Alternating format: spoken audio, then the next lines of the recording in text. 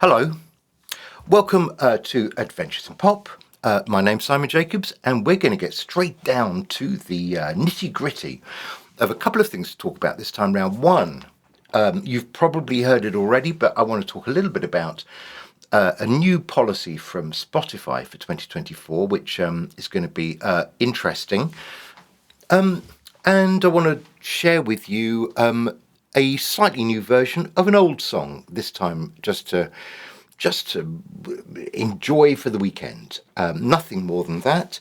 But first of all, let's just start by saying that today is actually the release date of the fourth single from the album Strange Alien. It is called Changes, and it's on all your favourite streaming platforms right now. And in last week's Adventures in Pop, there was a video, so check it all out. Changes is out now, and it's just gorgeous, ish. Well, let's talk about Spotify because once again, I have to say, Spotify are leading the way in being disappointing.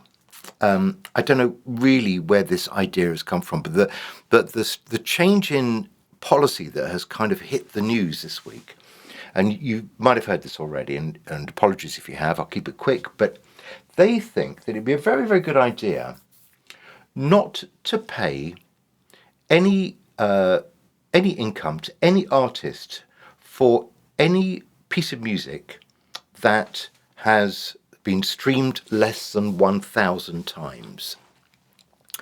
So, oh, and by the way, that then is going to be 1,000 times for each year. So what they're saying basically is each year your tracks need to have been streamed 1,000 times before you start to, earn income from Spotify.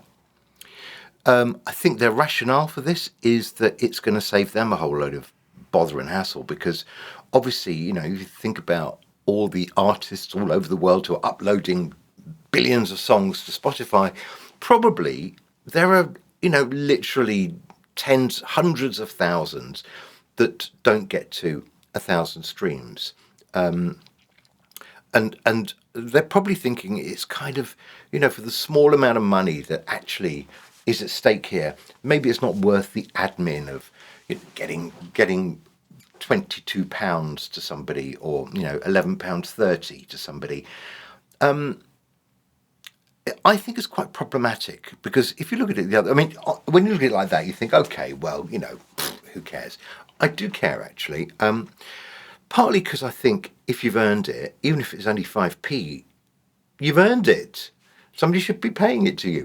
But more importantly, I think it presents a problem. Imagine if, as an artist, you put out an album with 10 tracks on the album, just to keep it simple.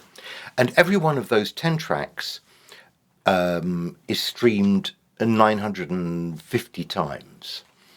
Then you've got an album that has actually been streamed 9,500 times, for which you'd be earning nothing. That doesn't sound good, does it? It doesn't feel good. It doesn't feel right. This is a way of Spotify kind of streamlining some of their admin, probably saving some money. It's not really good for the artist, though, is it? It's not good for the artist. I can't see that it's good for the artist, or even necessarily, the record companies. Who knows? So I don't think it's good. Now, in their defence, what they're saying is the money that they save by not handing out to people threepence halfpenny every time they've had half a dozen streams, they're going to redistribute to artists. So the way they put it is, you guys are just going to earn more. But actually, what that means is the people at the top of the pyramid will earn more, and the people at the bottom of the pyramid will earn less. And that's the strategy that Spotify are pursuing. So I just think it's mean. Once again, leading the way in meanness, it's Spotify. So as you can imagine, one of my friends was saying to me, Well, do you have to put your music on Spotify? Why don't you just boycott Spotify? Hooray! Well, you can't, can you? Really? When Spotify are so all powerful, so omnipotent, you can't really just, as a small artist, you can't say, well, I'm just going to give them a miss, because that's you gone, really, isn't it? So sad as it is, that's what Spotify are up to, and they're also planning, I think, on coming down more heavily on bot streams, i.e., when people organize a bunch of computers to pretend that they are people listening to streams in order to create an income. I think where they see that happening, they're going to start fining distributors, not the artists, distributors. But of course, then I'm absolutely certain the distributor will fine the artist. Well, it's not the distributor's fault. So I guess that's that kind of strategy. I can see a purpose in trying to eliminate, all these ridiculous promotion companies that you can find online, who will, for a small price from you, make sure that all your music is played by a computer somewhere, probably in St. Petersburg, and that is wrong. And if Spotify want to cut that out, they're welcome. So that doesn't seem to be nearly so kind of mischievous, or greedy, really, on their part. They're just, that's about keeping the level playing field kind of level-ish. So a few things for young up and coming artists to think about and to worry about, because the thing about 1,000 streams is, as I said, every year you're going to have to get your catalogue over 1,000 streams, and you have to keep doing it. Now, look, I've got quite a lot of songs out there now. I have what I like to call rather grandly a body of work. Can you imagine? But most of it, I don't think, is getting 1,000 streams in a year. Obviously the new stuff is getting lots of streams. That's great. But then, what about in their second year and their third year and their fourth year? Are they still going to get 1,000 streams? It's going to be one I'm going to have a kind of look at, and then I might have to think about what the impact of that is on my own promotion policy. Do I do promotion for back catalogue in order just to get them over 1,000 so I can start earning something, or is that a complete waste of money? Probably. Okay, I'll let you kind of digest that one. It's interesting, isn't it? So I want to talk about a brand new, well, a slightly new version, basically a remixed version, and a resung version of an old track, because I've talked to you many times about Taxi, but a couple of months ago I sent off to Taxi an updated version of the song Shoestring. Now, Shoestring is a track that came out almost exactly 4 years ago. It was 2019. It is the second track on the album 12 Colours, which is, I think, was my third album, I think. I know, I was there. That's where you can find it now in its old version. What Taxi were looking for were kind of very upbeat, fun, bubbly kind of pop songs. And I've always thought it's a fun song. It is very poppy. It's kind of got it's got a wistful charm to it, I think. It's kind of a rather sort of useless story of running away on a Monday because it's raining and you don't want to go to work. It's a fantasy, isn't it? But it's quite fun. And I've always thought, well, actually, there's a big point to be made here, which is when I listen to some of the tracks that I released early on in this thing that I sometimes also rather grandly call a career, I will think, oh, the song's quite nice. I could see what I was doing there. I could see what I was getting at. But often the production is a bit primitive, and I was going up a very steep learning curve in those early years. So even though this is on album 3, Shoestring, when I looked at it and thought I want to send this off to to Taxi and see if I can interest them in using this for syncing in a film or an advert or TV show or something like that, which, by the way, I didn't succeed. When I was looking at it, I was thinking, I must be able to do a better version than this. And I'm sure, and again, I'm sure this is going to be the same for you if you've got, music that you were making 5 years ago, 8 years ago, whatever it might be. You probably go back to that and you listen to it now and you think, yeah, okay, the structure of the song is good. I like the song. I would probably do something different with the production. If there's maybe I could modernize it, make it more contemporary sounding, make it more professional sounding, which I think is where I was coming from.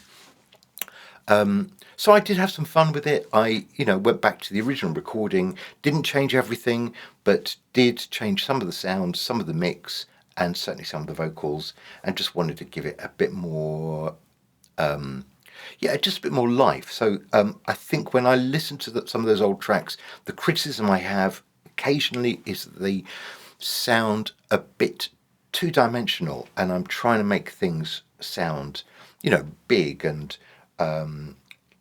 larger than life these days. So that's what I was really looking to change.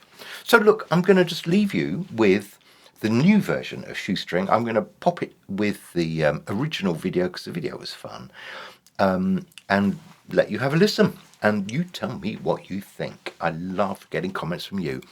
And if you're enjoying Adventures of Pop, do subscribe. And I love it when you subscribe. And stay with me for the next year or so, because there's so much more to come. And this is Simon Jacobs signing off. And I'm going to leave you with the very lovely Shoestring. Have a nice weekend. Bye-bye.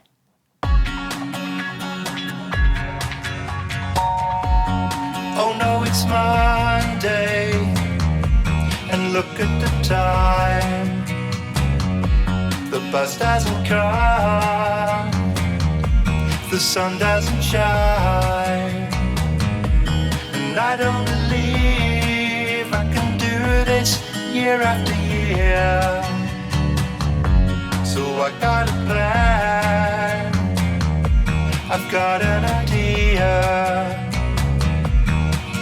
Take all your money out of the savings accounts, and let's travel the world on a shoestring, across the desert by bus. Just forget about everything and let's think about us. We can see the world on a shoestring, baby, from the back of a truck. We can hitchhike away from here, just riding our luck.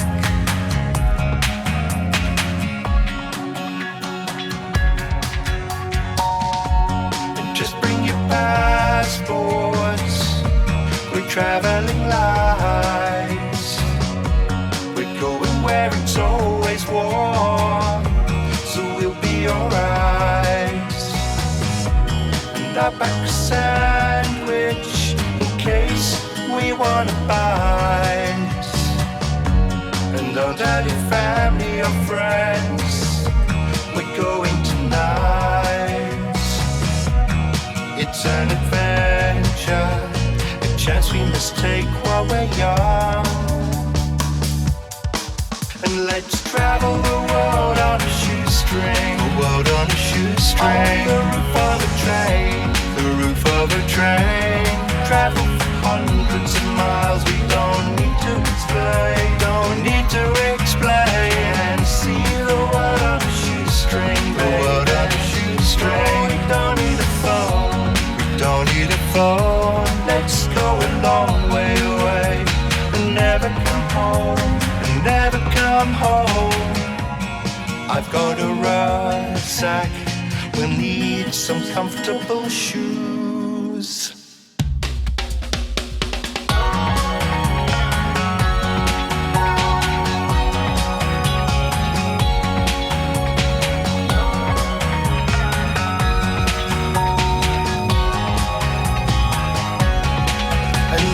Travel the world on a shoestring, the world on a shoestring. Across the desert by bus, the desert by bus. Just forget about everything and let's think about us. Let's think about us. See the world on a shoestring, baby. On a shoestring. The back of a truck.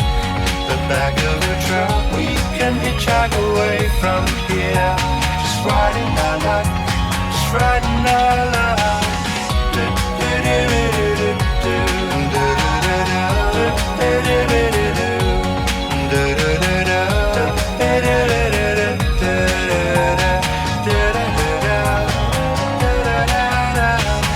See the world on a shoestring.